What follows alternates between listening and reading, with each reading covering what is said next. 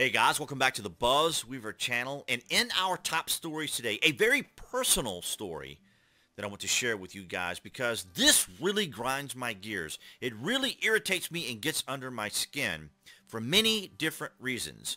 And this is why I appreciate and value everyone who likes, shares, and comments here, because these are the topics that, of course, as a political individual, these are important to me. I completely understand that most Americans and most people in the world are more concerned about what they call dinner table discussions, or those things that affect you personally in your life. However, these do too, but they're very rarely talked about because most people may not be as familiar with these particular topics and these organizations and meetings and collectivism and globalism that happens. Now, I want to also mention specifically that just 8 years ago, and I say this in all seriousness, no cynicism, no sarcasm from me, which I typically inject, but I say this in all seriousness. 8 years ago, just 8 short years ago, if you had mentioned Davos or Bilderberg or identified the establishment uniparty as the deep state, you were described as someone involved in conspiracies. You were a conspiracy theorist.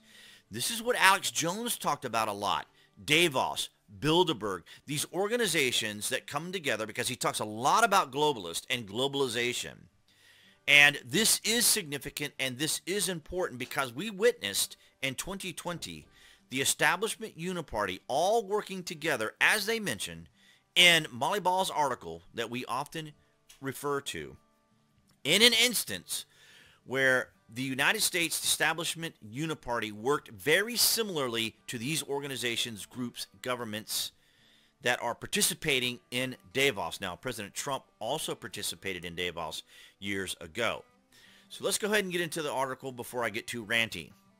Davos, Switzerland. A decade ago, political power brokers and corporate bigwigs gathered here in the Swiss Alps under an upbeat theme. They were also under the protection of calling anyone who identified Davos or talked about Davos as conspiracy theorist.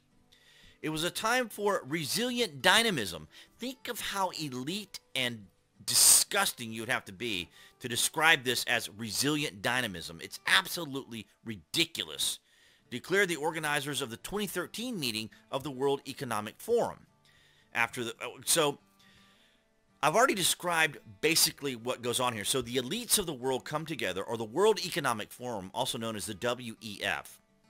They all gather together here, and they talk about the future. Now, I have often referred to a classic line from X-Files, where the smoking man said, "If a government doesn't know the future, they invent it." And this is where this invention happens.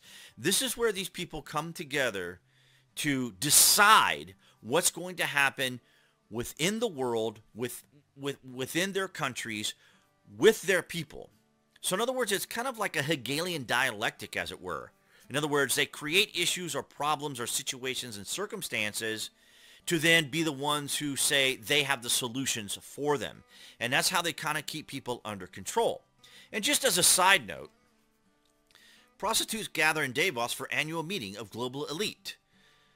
Well, of course that's going to happen because that's why they're elites.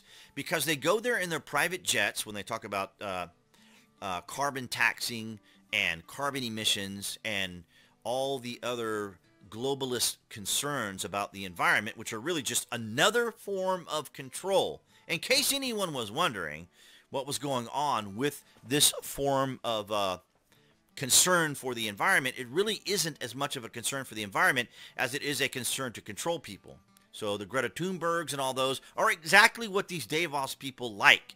These individuals who work under a different guise than themselves, and then they use these people to promote their agendas and their ideologies and their philosophies and worldviews.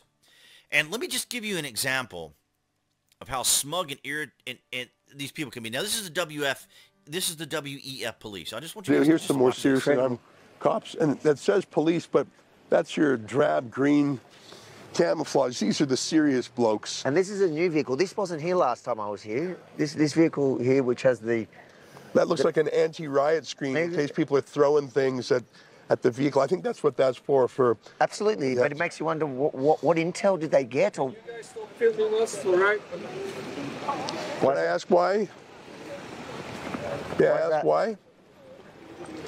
It's part of the news, isn't it? Yes, it is. Yeah. But we don't like our faces in the news all over the world, okay? Okay. So I respect that. We'll blur your face. I promise we'll blur your Yeah, face. that will It's a be- promise. okay. It's a promise. I promise we we do will. our jobs. We have families at home. We don't need us in the I news, respect that. We'll blur your face. you. Thank you for that. Fair deal. He says he doesn't want his face all over the world.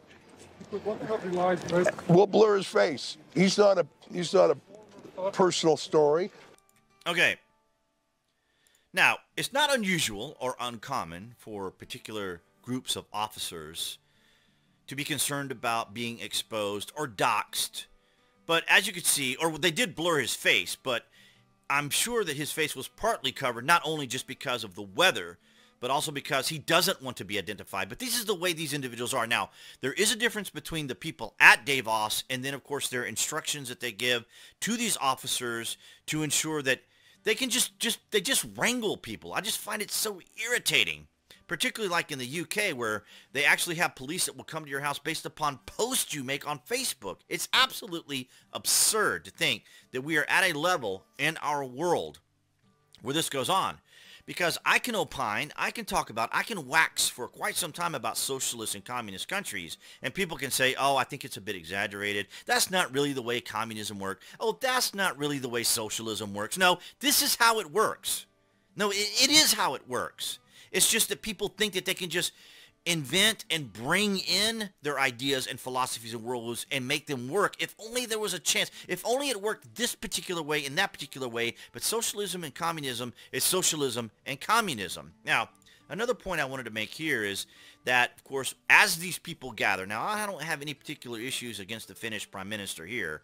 Sanna Marin has announced at Davos that Putin is now totally canceled. See, but it illustrates how these individuals can come together and tell everyone in the world who to like, who not to like, what opinions to have, what thoughts to have, the way you should conduct your life, while they themselves engage in whatever it is they want to do.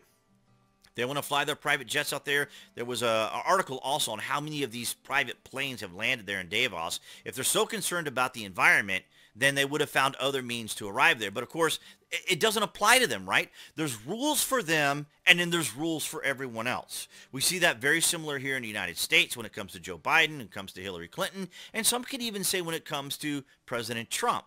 Because these individuals live by different standards. They live by different rules. They're protected under different forms of law. And I say that kind of in general. Right, because we're not going to see President Trump indicted. We're not going to see Joe Biden indicted for his classified documents, despite the fact that vice presidents can't declassify. They were declassified under Obama because he is the president, as someone had mentioned to me the other day. Yes, funny, they asked me a question about it, and I told them, no, only the president can declassify. He can be in an empty room and declassify something. Vice presidents can't. And, of course, they were saying, well, Vice President Biden he had an executive order from Obama, a president, so he couldn't do it himself. So not to mention the fact, of course, is that it was in the garage and that Hunter Biden had access to it. That's a whole other subject. I digress. So Jack Posobiec points out here, of course, he's just kind of pointing out the hypocrisy, absurdity, and the double standards. And because he was blocked by the World Economic Forum, which is not unusual. So why is this important? Why is this significant? Well, because when he was there last year, he was detained temporarily. And why? Because he was not part of the mass legacy media organizations that were there, like NBC, CNN, and all the world news that's there.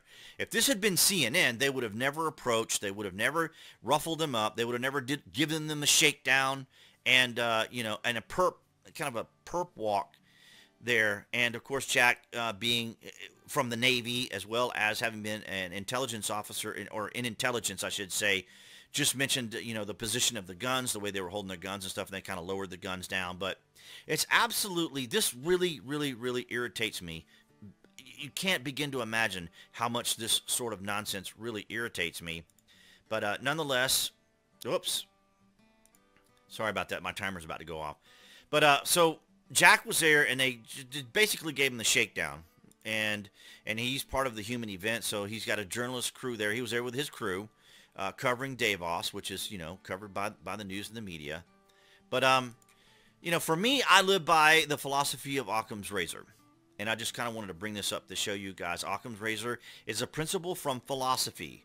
Suppose an event has two possible explanations. The explanation that requires the fewest assumptions is usually correct. Another way of saying it is that the more assumptions you have to make, the more unlikely an expectation. Occam's razor applies especially in the philosophy of science, but also appears in everyday life. And so I try to adopt Occam's razor in many instances because, as I said, 8 years ago, if you had mentioned Davos, Bilderberg, or the deep state, you would have been labeled a conspiracy theorist. But today, it is in our face. And it is very important that these globalists feel that they are under siege because they have kept everyone in the world under siege with their ideologies, their philosophies, their worldview, their hypocrisy, their rules that only apply to everyone else. As I often say here, the left never abide by the standards that they expect from everyone else. They just don't do it. There's a set of rules for you, there's a set of rules for me, and there's a set of rules for them. And it's really quite extraordinary to think that this is going on yet again at Davos, where they're shaking down Rebel Media here. This is Avi, but he's with Rebel News Media. So they're shaking down Rebel. Well, they weren't really shaking down Rebel News Media. He just walked over there just to irritate them because they felt irritated. So when they're irritated, they want everyone else to know they're irritated, and then they will tell you who can and can't have an opinion or a thought or cover or whatever they want to do. Absolutely ridiculous. Absolutely. So, guys, I just want to thank all of you guys for your continued support as we go into 2023. Your likes, your shares, and your comments are greatly appreciated. You guys are welcome to share this if you want, or if you don't want to, you don't have to. But this was very important to me because as a political individual who covers these things, this is very significant. May not be as significant to you, may not be significant to the average everyday person, but these are the people that decide what happens within our society. Even in the United States, it has a certain level of impact, which really irritates me, especially when the EU and others try to tell us what to do here in the United States, which isn't going to happen. It's not going to happen. It's not.